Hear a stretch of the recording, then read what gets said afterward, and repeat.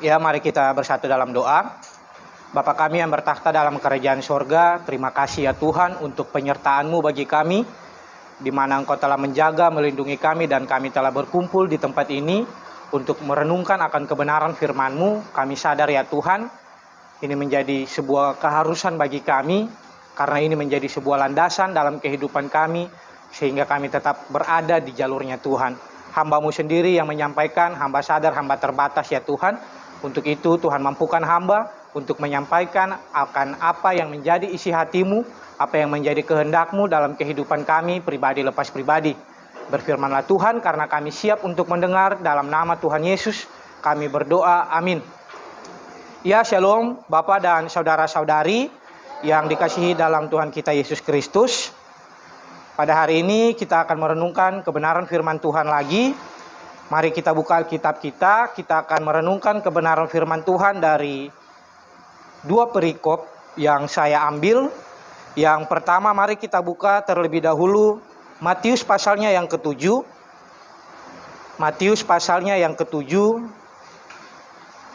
ayat yang ke-24 sampai ayatnya yang ke-27. Jika semuanya telah mendapatkan, saya akan membacakan bagi kita. Matius pasalnya yang ke-7 ayat 24 sampai dengan ayatnya yang ke-27 dengan judul perikop, dua macam dasar. Setiap orang yang mendengar perkataanku ini dan melakukannya, ia sama dengan orang yang bijaksana yang mendirikan rumahnya di atas batu. Kemudian turunlah hujan dan datanglah banjir, lalu angin melanda rumah itu, tetapi rumah itu tidak rubuh sebab didirikan di atas batu. Tetapi setiap orang yang mendengar perkataanku ini dan tidak melakukannya, ia sama dengan orang yang bodoh yang mendirikan rumahnya di atas pasir. Kemudian turunlah hujan dan datanglah banjir, lalu angin melanda rumah itu, sehingga rubuhlah rumah itu dan hebatlah kerusakannya.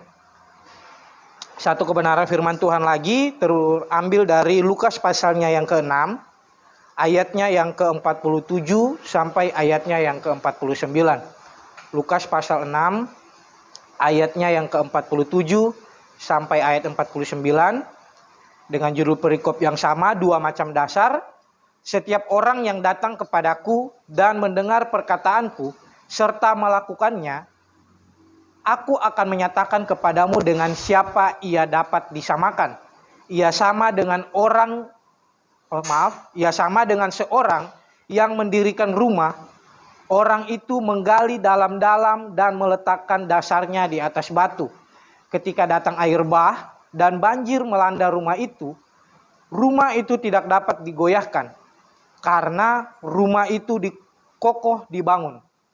Akan tetapi, barang siapa mendengar perkataanku tetapi tidak melakukannya, ia sama dengan seorang yang mendirikan rumah di atas tanah tanpa dasar. Ketika banjir melandanya, rumah itu segera rubuh dan hebatlah kerusakannya. Ya, Bapak dan saudara-saudari yang terkasih dalam Tuhan kita Yesus Kristus, pada hari ini kita akan merenungkan kebenaran firman Tuhan ini dengan satu tema, pribadi yang kuat.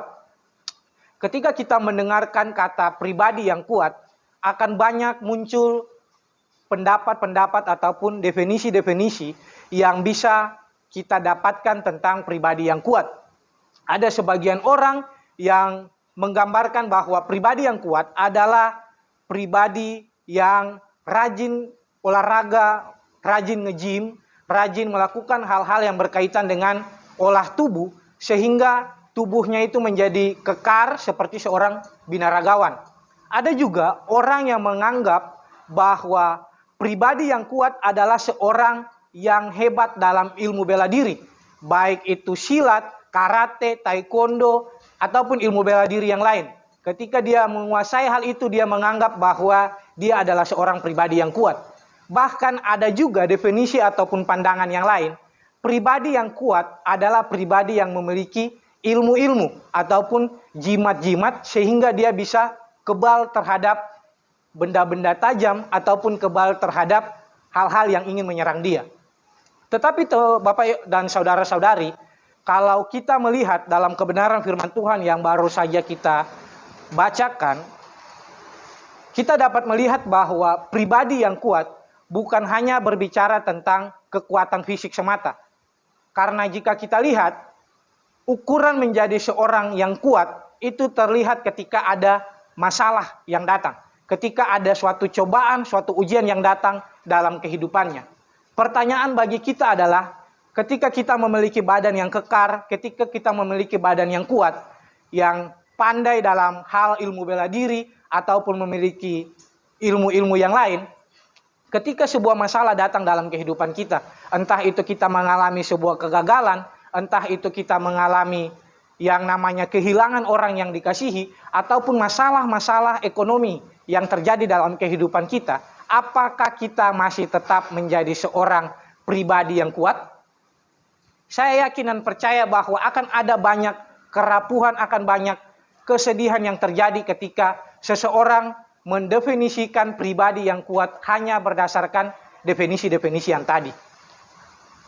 Kalau kita lihat kebenaran firman Tuhan pada hari ini, menurut Alkitab, pribadi yang kuat adalah pribadi yang mendengar dan melakukan kebenaran firman Tuhan.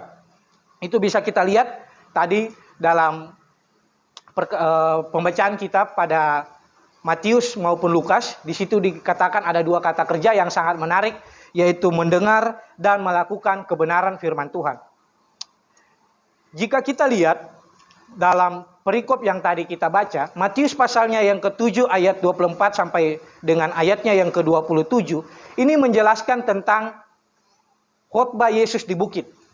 Kita bisa lihat dari Matius pasalnya yang ke-5, itu dimulai dari pasal 5 sampai dengan pasalnya yang ke-7, itu merupakan satu bagian penting yang menjadi sebuah pengajaran daripada Yesus ketika dia menyampaikan khotbahnya kepada orang-orang pada masa itu. Dan kalau kita lihat perikop yang tadi kita baca di Matius pasalnya yang ke-7 ayat 24 sampai ayat 27, kita bisa katakan bahwa itu adalah bagian penutup atau bagian kesimpulan daripada khotbah Yesus di bukit. Kalau kita lihat dari Matius pasalnya yang pertama sampai Matius pasalnya yang ke-7 ayat yang ke-23, di situ telah dijelaskan banyak hal oleh Yesus. Mulai dari, kalau kita lihat, mari kita coba buka dari Matius pasal yang ke-5, dimulai dengan ucapan bahagia, kemudian ada garam dunia dan terang dunia, kemudian Yesus dan hukum Taurat. Di pasal 6 dimulai dengan hal memberi sedekah, setelah itu ada hal berdoa, hal berpuasa, hal mengumpulkan harta, hal kekhawatiran, hal menghakimi, hal yang kudus dan berharga, hal pengabulan doa, jalan yang benar, hal pengajaran yang sesat.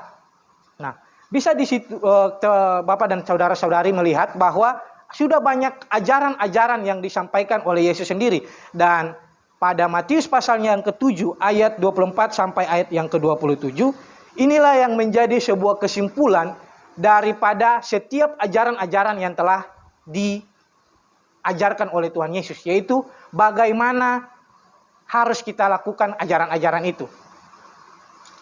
Di situ dikatakan adalah mendengar dan melakukan. Maka dari itu ada dua rahasia yang bisa saya bagikan kepada Bapak dan saudara-saudari yang menjadi pegangan bagi kita agar kita menjadi seorang pribadi yang kuat. Bukan hanya kuat seperti definisi-definisi awal, tetapi pribadi yang kuat ketika menghadapi setiap masalah dalam kehidupan. Mari kita lihat rahasia pertama, kita bisa lihat dalam Matius pasal yang ke-7 ayat yang ke-24 maupun ayat yang ke-26. Di situ ada kata mendengar. Maka rahasia pertama yang bisa saya bagikan kepada kita semua adalah kita harus bisa memahami firman Tuhan sebagai dasar kehidupan. Yang pertama adalah memahami firman Tuhan sebagai dasar kehidupan. Jika kita lihat istilah mendengar dalam bahasa asli Alkitabnya itu adalah akowo. Akowo ini memiliki arti bukan hanya mendengar, tetapi juga bisa mempelajari, bisa juga memahami, bisa juga mengerti. Artinya bahwa kita ini mendengarkan akan kebenaran firman Tuhan, bukan hanya sekedar mendengar seperti orang mendengar masuk telinga kiri, keluar telinga kanan. Tetapi mendengar yang dimaksudkan di sini adalah mendengar dan memahami, bahkan sampai pada tahap mengerti. Jika kita lihat, tenses yang digunakan dalam bahasa asli Alkitab ini adalah present indikatif aktif.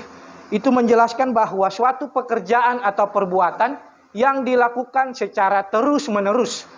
Artinya bahwa kita mendengarkan kebenaran firman Tuhan bukan hanya satu kali, bukan hanya 2 kali, bukan hanya 3 kali.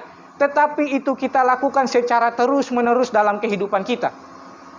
Bukan ada fase-fase di mana kita harus berhenti, tetapi tiap-tiap saatnya kita harus terus-menerus mendengarkan kebenaran firman Tuhan.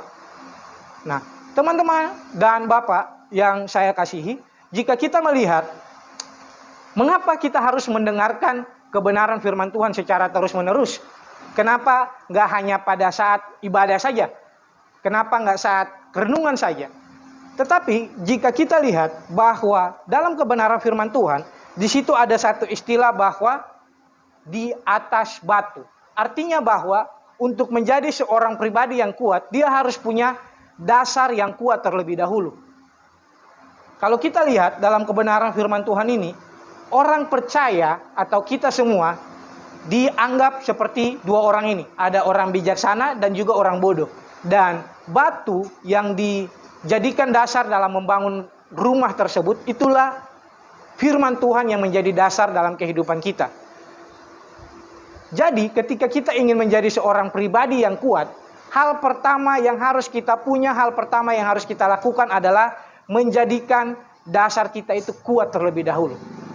Pertanyaannya, bagaimana kita bisa memiliki dasar yang kuat kalau kita mendengarkan firman Tuhan saja malas-malasan?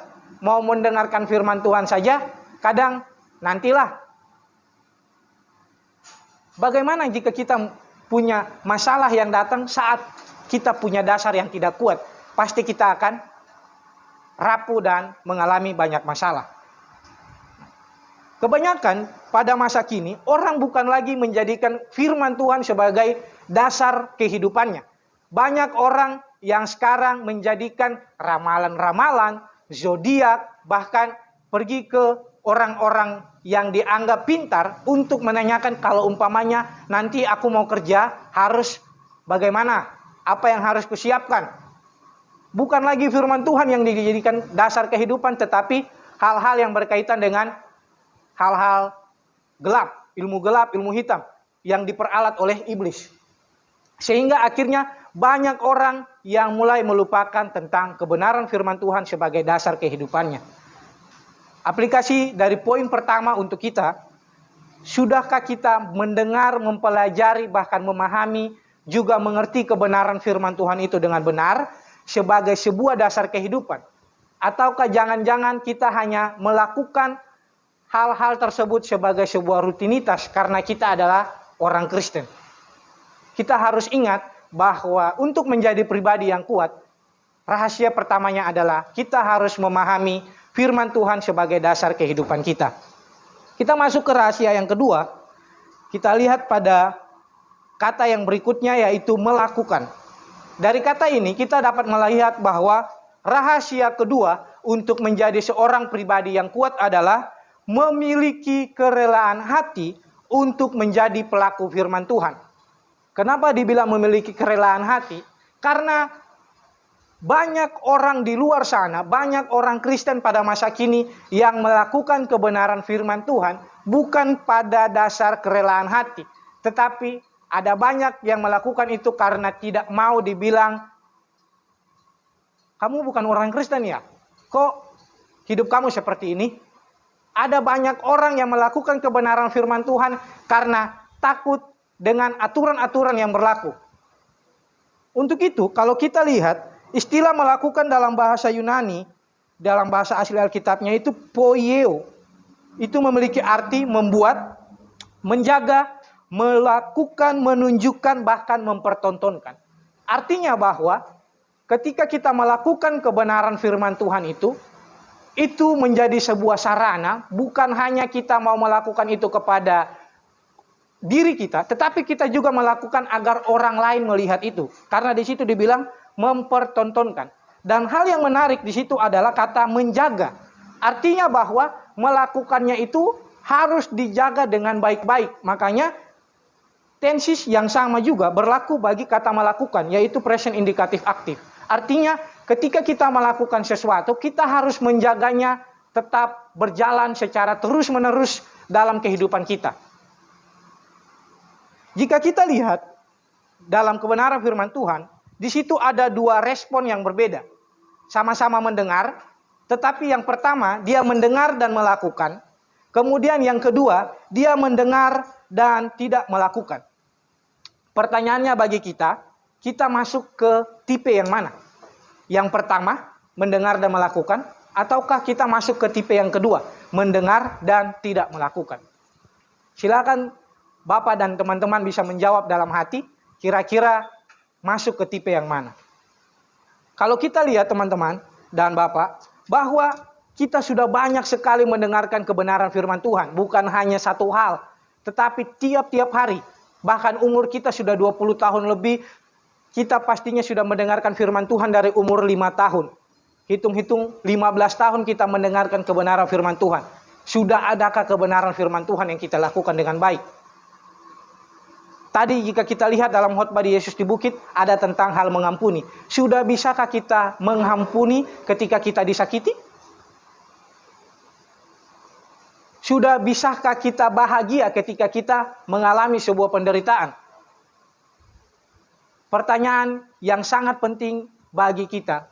Maka dari itu, kita harus ingat bahwa rahasia yang kedua bukan hanya kita menjadikan firman Tuhan sebagai dasar, tetapi kita juga harus melakukannya. Karena mendengar dan melakukan ini merupakan dua hal yang tidak bisa dipisahkan. Memiliki hubungan yang sangat erat, yang berkaitan dengan yang namanya integritas teman-teman dan Bapak.